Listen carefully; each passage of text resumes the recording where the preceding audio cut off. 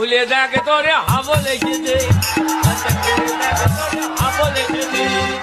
হ্যাঁ বাবু, তুই পড়াতে বাড়ি চলে এসেছিস? আয় বাবা আয়।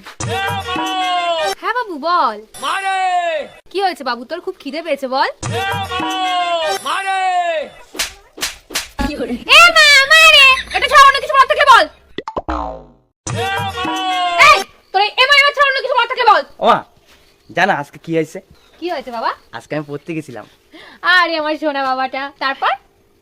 তারপর যখন পড়তে গেছি মাস্টারের বাড়ি গিয়ে দেখি কেউ উঠেনি। তারপর তারপর তারপর গিয়ে দেখি মাস্টার ওর বউরে জড়ে জড়ে ঘুমিয়ে আছে। আমি বলতে নেই বাবা, তুমি পড়াশোনায় মন দাও। তারপর কি হলো?